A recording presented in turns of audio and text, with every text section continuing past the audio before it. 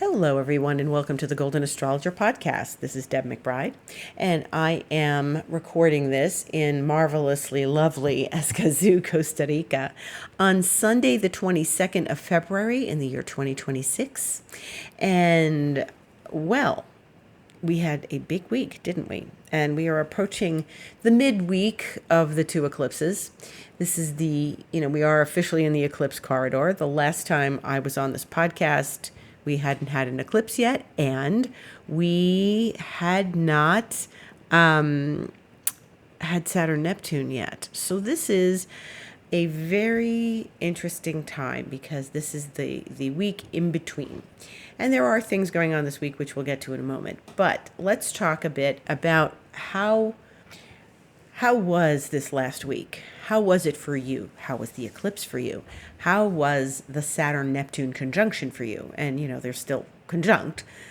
I would say that, obviously there's things going on in the world, stuff in the news, all sorts of things related to things that were going on prior to all of this, obviously, and then new things surfacing. But I have to say, I feel all of this very clearly, okay? And clearly in another way that big stuff, things that we're expecting to happen, but we don't know what they are, they're not here yet. And I think this whole dynamic is starting the wheel churning. And while I don't think it's over by any means, first of all, we have another eclipse to get through. I feel like the major stuff that we are going to have happen during this time has not arrived yet. And it will. I feel it. It feels like we're in a holding. I feel heaviness. I feel like, before the clouds are about to burst. You know that feeling? And that feeling of holding stuff, and we're not ready to release anything yet. We're probably releasing certain things along the way, because we always do, but this, where we are and what's going on, is very heavy, and it's like there's something coming, but it's not here yet and we don't know what it is, and that's okay. I feel that personally, and I feel it collectively in the collective unconscious. But something is brewing. There's a brewing happening. And so that's just what, the energies are feeling like right now. And that doesn't mean, don't look at this and say, well, nothing's happening. It is. And there are things going on that we can't see yet, but we do need to pay attention and just keep our senses connected, okay? I would say that it's been tough energy. This has been tough energy that isn't leaving. That's not relieving to us. We don't feel relieved yet. There is a release and a relief that comes along with eclipses. And right now I think we're sort of in the energy of expectation, more or less. And it's okay. It's interesting because, we still have one more eclipse on March 3rd, and that's going to be at the South Node in Virgo. And the moon will be in Virgo and the sun will be in Pisces, because we are now in Pisces season. And so the channel of energy will leave through the South Node, which is where the moon will be, in our Virgo area of our lives, the Virgo area of your chart. And the letting go, and it doesn't mean you have to let go of something and it's tragic. You can let go of something because you need to make room for something else, right? So this is an important turning point when we get to that eclipse. Then, we're going to have Uranus going into Gemini, and Uranus goes into Gemini at the end of April 26th. And so we've got a couple months before that, but that's another new channel. That's another new sign, that's initiated by another planet. Okay. So everybody's not finished moving around yet. Then eventually Jupiter will move into Leo, but that's happens every year, like Jupiter goes into a new sign every year. But this is a big deal that Uranus is going to go into Gemini. And so things are going to become more and more clear as we move into the times of ending the old, which is Uranus and Taurus, into going into Uranus and Gemini. But, in the meantime, we're here and we are navigating eclipses, and they are definitely present. The energy does not let up between two eclipses. So here we are in this week, things are happening. And when we get to March 3rd, in a week and a half or so, we are going to then have that experience of release during the eclipse, the lunar eclipse. And then eventually what's going to happen is that we're going to get to that new moon around mid-March or so, the 18th of March, and that's at the end of Pisces. So that's before, Aries season starts, and we start the zodiac anew, which is going to be more potent this year because the sun will cross Neptune and then Saturn. So we're winding down some things. And of course, it is the end of the zodiac. As we wind down through Pisces, we're in the middle of Pisces right now. We are winding through the end of the zodiac again after winding through it with Neptune and then with Saturn and now with the sun. And what's going to be interesting here is that Mercury's going retrograde in these next few days. So Mercury's going to go retrograde on Thursday the 26th in the Eastern time zone at 1:48 a.m. And it's going to be at 22 Pisces.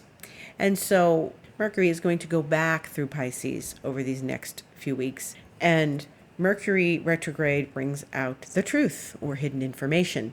And it's going to go direct on the 20th of March when the sun goes into Aries, when we start the new astrological year.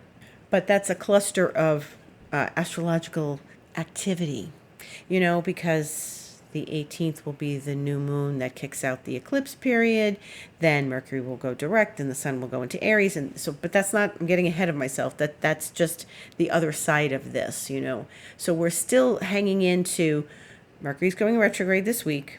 And then we're going to have an eclipse. So we've got retrograde and eclipses at the same time, which often happens. And so there's a lot of information swirling around us. And maybe we will uncover some things in these next 3 weeks as Mercury retrogrades. So Mercury's stationing. It's starting its station now in Pisces. And while we are sorting through this Mercury retrograde, this may be when new things surface because information comes out when Mercury goes retrograde. The truth comes out. And so what's interesting about this, and what I have been observing since all of this happened last week, is that Saturn and Neptune they got triggered by the moon on Thursday. So Thursday, the moon went over the Saturn-Neptune and then in Aries, and then they met in conjunction exactly on Friday. And so they were conjunct. Of course, you've heard me say this before. And then the moon came over them, and then their exactitude happened Friday. But boy, was that some heavy-duty energy when the moon went over them. And I think that really triggered a lot in a lot of people. I think people really had a hard time with that. I felt it very strongly. It felt emotional for me. I think other people felt emotionally. I watched people have some interesting, weird dynamics and emotions and make weird statements in these last few days.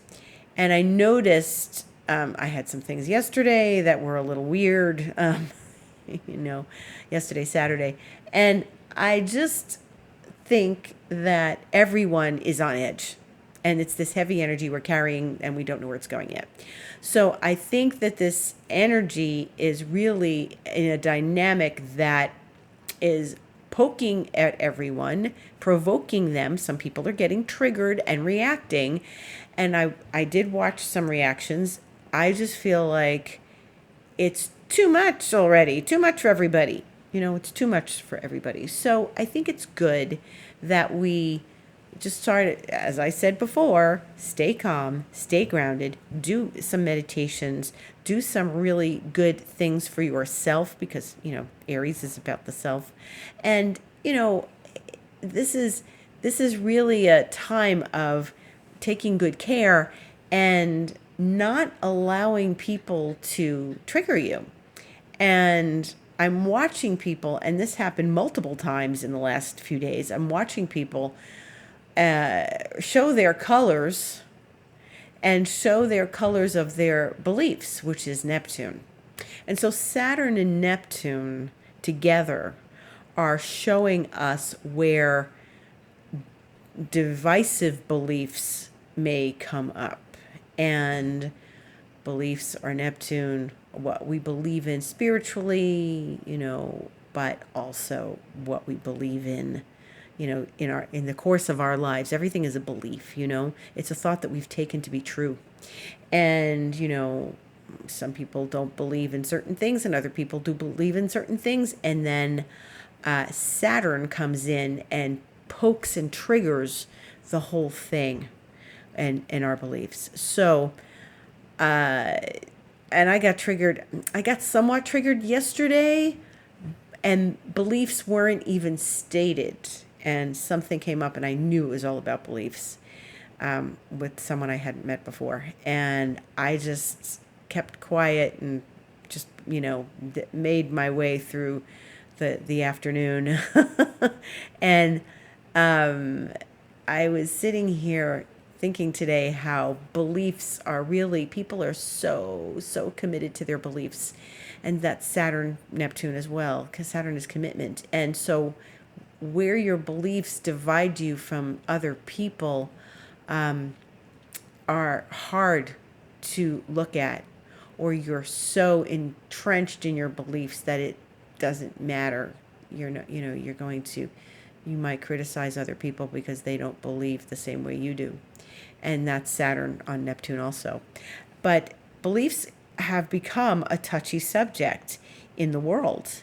And what people believe in and where their divisions are really something that gets triggered very easily lately. And I think it's Saturn Neptune. I think people feel threatened. I think people feel triggered. And I think people feel they are threatened by the other. People are threatened by the other that is not believing in the same way that you are or living the same way you are. And that doesn't make anybody wrong. We're just different. That's all. So maybe we find commonality, or maybe in the case of yesterday, we don't. So I feel like before we judge anybody, and that can be Saturn as well, we have to understand that all of us have beliefs and we're all sort of married to them. And there are beliefs that are not doing us any favors. And it's really important, and I think if we can use Saturn to really sort through the belief systems of Neptune, I think it's really important to think about what we believe in right now and what is serving us and what is not. We really want to hold on to things we believe in, and they may not be serving us. They might be hurting us in the long run. And examples of belief are, I'm not a morning person. That's just the way I am. I'm not a morning person. And I could easily say that. And but I'm fully aware that is a belief. And if I wanted to change that, I could. And my cat seems to want me to change that. And she's, really trying to get me to change that. And, I think that what we have to look at with Saturn Neptune individually is, where do we hold on to these things that don't serve us? Frankly, I think not being a morning person serves me just fine. But it's something where we really want to acknowledge what might be hurting us in the belief sector. And if you start to acknowledge those things, then you can start to clear them and you start to turn them around and change your beliefs. And, one of the most important beliefs that we can have is the belief in ourselves. If you want to run a marathon, you got to believe in yourself. If you want to climb a mountain, you got to believe in yourself. If you want to get a promotion and you want to get to the next level of your work, you got to believe in yourself. Anything where you're striving to achieve a goal that's above you, like above your head, and you're reaching for the stars, which is a wonderful thing, but you got to believe in yourself. And then there are beliefs that come up as you believe in yourself that don't serve you. And so they are, I'll never be able to do this. I'm not capable of doing that. I'm not able to see past this, etc., where the belief systems really get in the way of achieving something. And that's what I'm talking about when you want to look at your beliefs and see where they're not serving you. If you really want to do something different in your life and change something in your life, then what you want to do is look at the beliefs that are stopping you from getting there. Those are the obstacles. If you really believe something about yourself and it's not helping, that's an obstacle for you. And that's where you want to do clearing of beliefs. We do that in expansion mentoring with me, by the way. And I can do that with my New Vision system also. But I have specific belief pattern things that we work on to eliminate the old beliefs that are in our way. And, they come from lots of different places. They come from upbringing. They come from schooling. They come from friends and work and parents and all sorts of stuff. And, just how long do you want to hold on to them? And so Saturn and Neptune really can help us become aware of the belief systems that we carry within us, that we are dragging around, that are making us, not achieve what we want to achieve and get where we want to go in our lives. And so I really feel like if you want to achieve something greater and you want to, that you're meant for more or something, you've got to dig deep into your beliefs.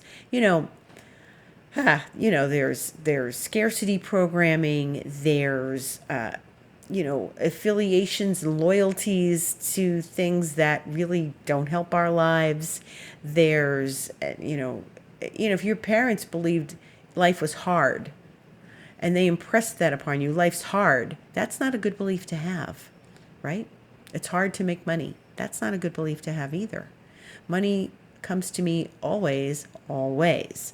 That's what a belief you want to have. And so I encourage you during this time of Saturn, Neptune, and moving forward into a new zodiac, where do you want to leap ahead? Where do you want to leap forward? Clear out those old beliefs. Saturn can give us 1,000 reasons why it's important to hold on to them. But Saturn can also be defeating. And I feel like the defeatist energy that was happening when Saturn was at the end of Pisces is still with us. And that's part of the heaviness we're experiencing. And perhaps because it's with Neptune, because Neptune rules Pisces and the Neptunian energy is being sort of covered up by Saturn's defeatist attitude. And, maybe you'll say to yourself, I'll never believe in myself to run that marathon. I'll never believe in myself that much, etc. And those are the things that we have to become conscious of and then move to change them. And as long as we're feeling defeated or defeatist with Saturn on Neptune, then we can actually sabotage ourselves from getting any further on in our lives, from running that marathon, from going for that promotion. And this is the nature of Saturn and Neptune. They sort of take turns. Saturn is the critical one. Saturn is the grounded one, the responsible one. And then comparison, Neptune is not responsible. Neptune is in the ethers. And so Neptune is still important because it helps us believe in tomorrow. Neptune believes in tomorrow. Tomorrow's another day. We get another shot at this. But we have to stay in the present moment and recognize that we can get through this, okay? But we do get another shot at this. And we're grateful for getting another shot at this tomorrow. There's always tomorrow. Saturn's saying, never, it'll never happen. And Neptune is saying, you've got to believe that it will.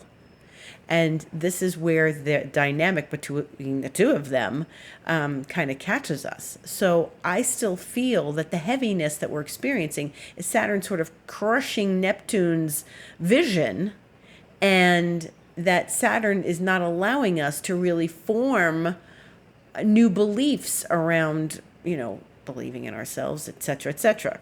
And so this is what we've got to be careful of in these next days and weeks. Now, when Mercury goes retrograde in Pisces, this is a time to step inward and really take a good look at what you do believe in, because it can become more clear. It can become more clear because, like I said, Mercury retrograde brings out the truth. So what is the truth?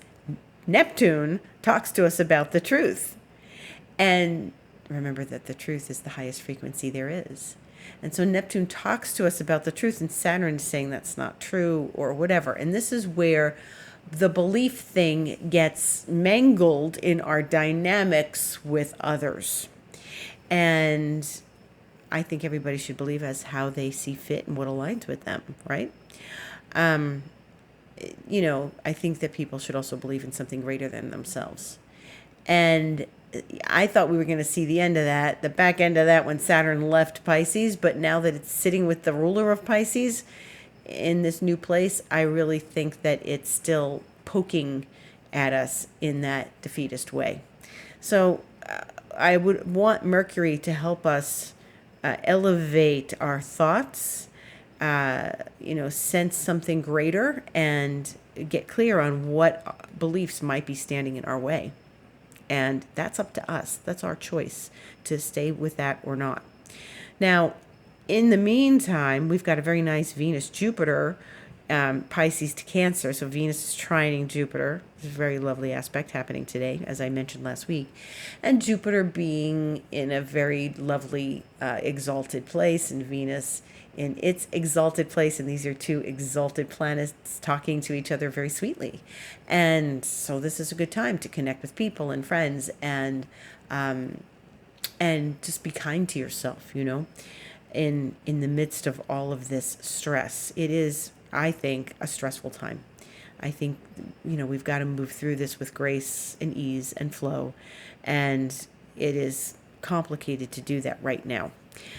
So one of the other things that's on the radar for this week is Friday the 27th, and this is the last week of February, guys. I can't believe it. February just started, but it's the last week of February.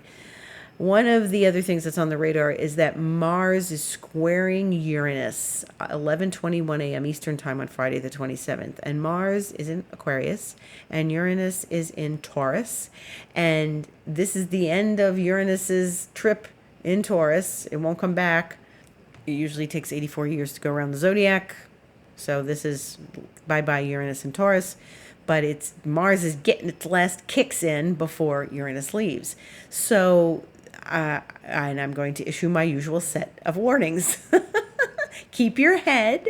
Think before you speak. Mars is in an air sign. So think before you speak.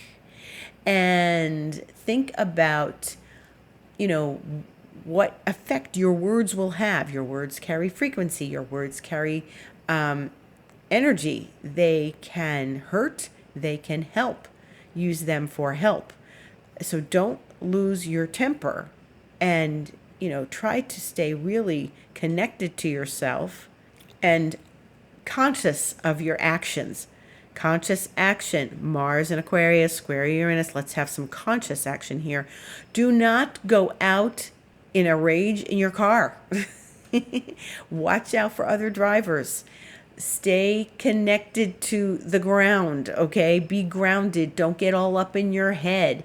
Don't feel like you are ready to go out and attack someone, Don't be in a bad mood and take it out on anybody. This is all the usual things that we don't want to have happen when Mars is squaring Uranus. Now, granted, we're in the middle of eclipses and Saturn Neptune and heightened energy and what's going to happen next. And Mars Uranus can certainly bring all sorts of volatile energies to the fore.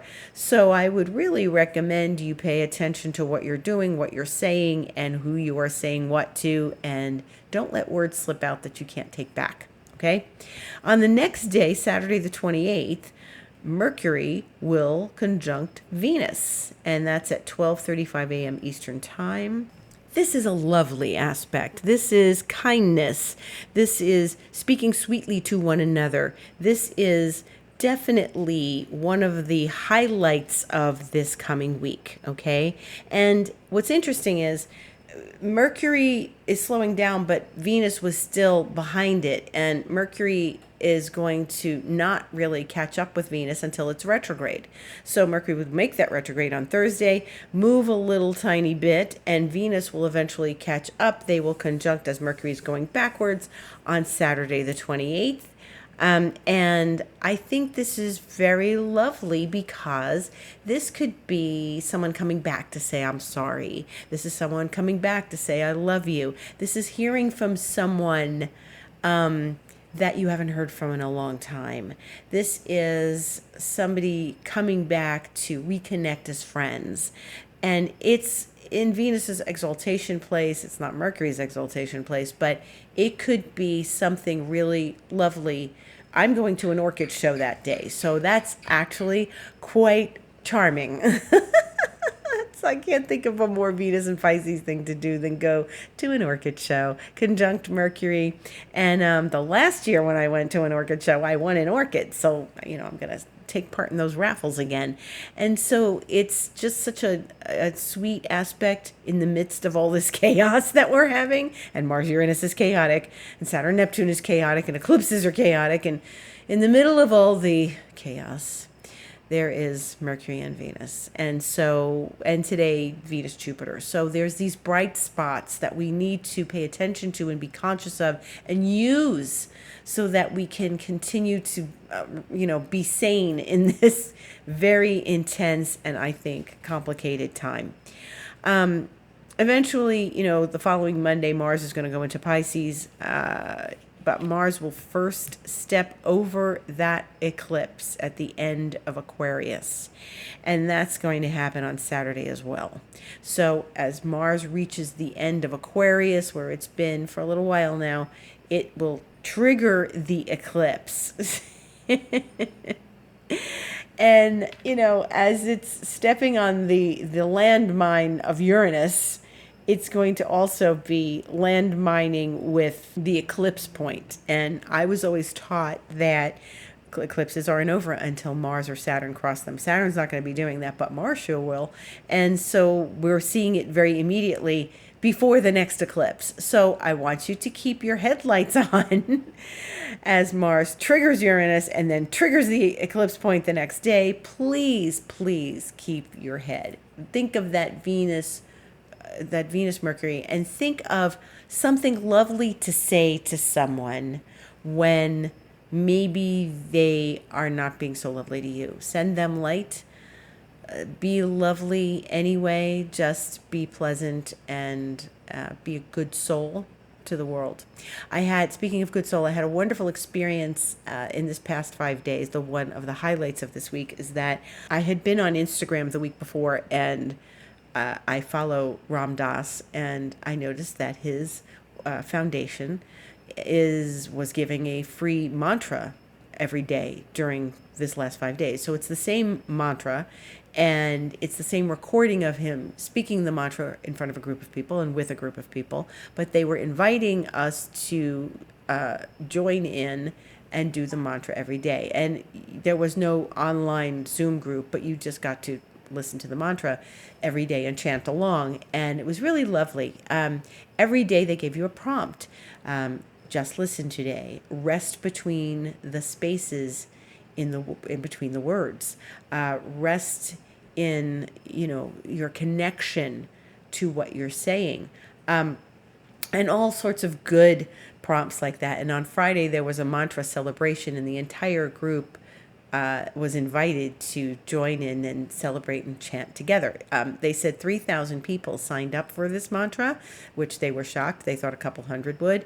And about 73 could show up online. It was 11 a.m. my time on Friday, so maybe people were in different time zones, or working, or otherwise occupied. But I thought that was a really nice showing. And then they brought us into breakout rooms, and we actually got to really talk amongst each other. And it was really an amazing event. They did it so well. His foundation, his organization that he left behind, and I thought this was just such a lovely way to not focus on the chaos of the eclipse, but focus on what's important, your breath, the words of compassion. It was Mani Padme Hum, and which is a very common and famous mantra in the world of mantras. And he says you don't do a mantra, you go into the mantra. And he said you scoop it up from deep inside of you, when you go into that aum at the beginning.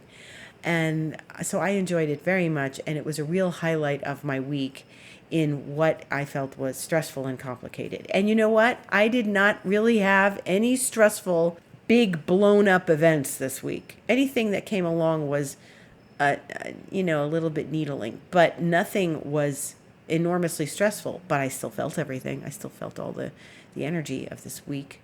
And I think it just was, it was heavy energy. That's what I'm going to say. I'm going to continue to say it. It's heavy energy. And so the mantra was a highlight. It was a wonderful highlight in my week. And he has an organization, and they have a membership, and they have classes and stuff. And, all the memories of him and all the good stuff, and they sell his books and things. So really, really lovely. So in closing, I want to say, don't be hard on yourself. Really try to have compassion for yourself during this time. That's what Neptune wants us to do, have compassion for ourselves, despite what Saturn is telling you, whispering in your ear, and, don't buy into the defeat. Don't drink the Kool-Aid of the defeat, okay? Just stay centered, be present, and be very, very kind to yourself and loving. And that's what we need to do right now. I thank you all for listening. If you'd like to join me in a session, please connect with me on my website, thegoldenastrologer.com. Click book online, and you can have a session with me. If you'd like to watch me on Instagram, you can go to the Golden Astrologer on Instagram, and I will be talking about things. I talked about Saturn and Neptune the other day. I talked about the eclipse this week. So yeah, as things are happening, I'm putting things out. I welcome you to have a Reiki session with me as well. This is a great time to do that, and that's on my website as well. You can sign up for that. If you want to go longer with me, because you would like to sort through all of this over a longer period of time of 3 months, 6 months, or 12 months, you can do expansion mentoring with me, which is something you can write to me about, info@thegoldenastrologer.com or deb@debmcbride.com. And gratitude to everyone for listening. Hang in there. Don't buy into the defeat. Love yourself. Connect. Stay grounded. And, love each other as well. We are all one consciousness. So have a beautiful week ahead. I will see you soon on the internet and on this podcast. I will be back on what will be March 1st.